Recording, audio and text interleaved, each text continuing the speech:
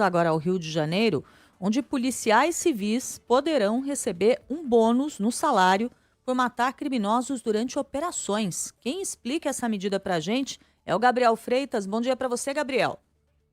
Oi, Cássia. Bom dia para você também, para o Milton, para o nosso ouvinte. Uma decisão que dividiu opiniões lá na Assembleia Legislativa aqui do Rio. Foi aprovada ontem uma gratificação extra para policiais civis que matarem criminosos durante confrontos. Essa medida tem até um apelido sugestivo, né? Gratificação Faroeste, esse é o nome. Ela foi incluída como uma emenda dentro de um projeto de lei do próprio governo do estado que trata da reestruturação do quadro da Polícia Civil e traz mudanças na lei orgânica da corporação.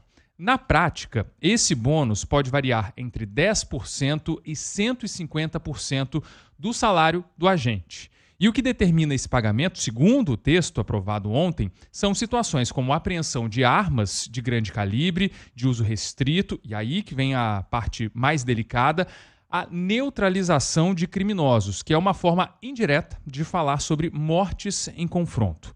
Houve uma tentativa de tirar essa emenda do projeto, mas a proposta foi rejeitada pelo plenário por 47 votos a 15. Essa articulação foi puxada pelo deputado Rodrigo Amorim, do União Brasil, que é líder do governo e também presidente da Comissão de Constituição e Justiça da Alerj. Ele contou com o apoio de mais 6 deputados da chamada Bancada da Bala e falou sobre isso. Querem impedir que o policial que neutraliza vagabundos seja condecorado, tenha uma gratificação à altura do desempenho, da brilhante função de herói que desempenham. Meu encaminhamento não é pelo governo, meu encaminhamento é pelo bom senso dos deputados que defendem o bom policial que neutraliza criminosos no Rio de Janeiro. Por outro lado, a oposição se posicionou contra, né? Obviamente. A bancada do PSOL, por exemplo, votou contra essa medida e o deputado Flávio Serafini defendeu que a atuação da polícia deve ser baseada em inteligência e não em incentivos financeiros por mortes.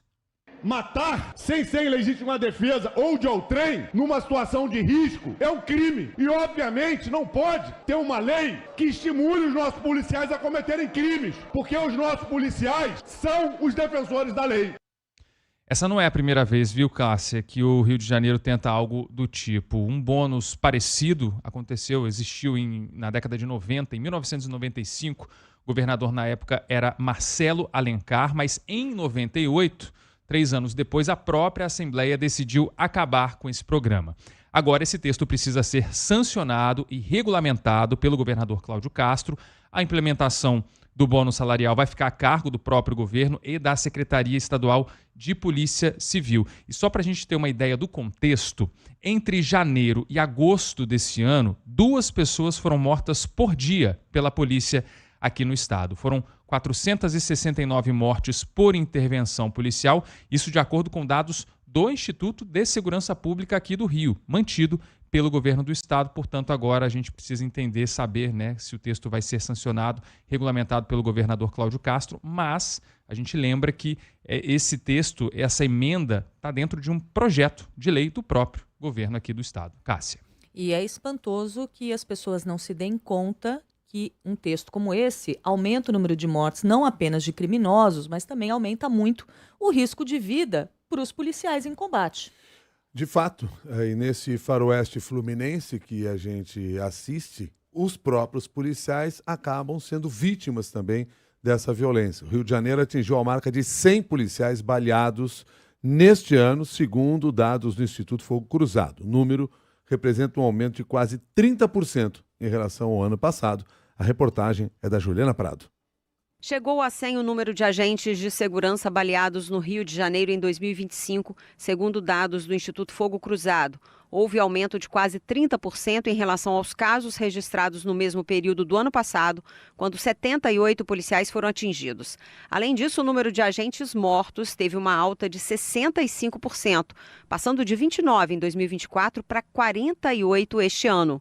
O caso mais recente aconteceu nesta terça-feira, quando um PM foi baleado durante uma operação no Complexo da Pedreira, na zona norte do Rio. Nesta segunda-feira, o subtenente Sidney dos Santos de Bossan foi morto a tiros no estacionamento de um supermercado na Gardênia Azul, na zona sudoeste. O policial estava de folga e ia fazer compras quando foi cercado por criminosos armados com fuzis e baleado nas costas. Outro caso de grande repercussão foi do policial civil José Antônio Lourenço, da Coordenadoria de Recursos Especiais, a CORE, que morreu em maio durante operação em uma fábrica que vendia gelo contaminado na Cidade de Deus, na zona sudoeste. Houve confronto com criminosos e ele foi baleado. A viúva dele, a advogada Marcele Persan, conta que José Antônio era filho único e que a família tenta levar a vida ainda muito abalada. Ela diz que sempre que um agente morre, é como se ela estivesse revivendo a perda do marido. Todas as vezes que a gente vê que mais um policial morreu no Rio de Janeiro, a gente revive o luto de alguma forma, porque é como se a gente estivesse também sentindo a dor dessa família, né? Enfim, é uma sensação ruim porque parece que não vai acabar nunca. A gente fica com uma sensação de impotência muito grande, né?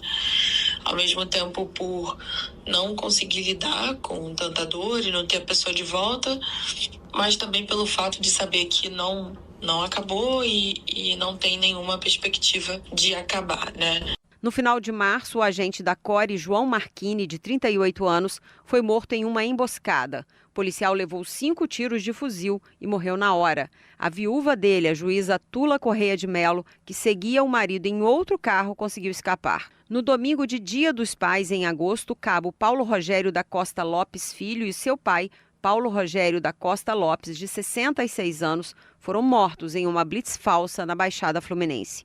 Em média, 3 agentes de segurança foram baleados por semana na região metropolitana do Rio este ano.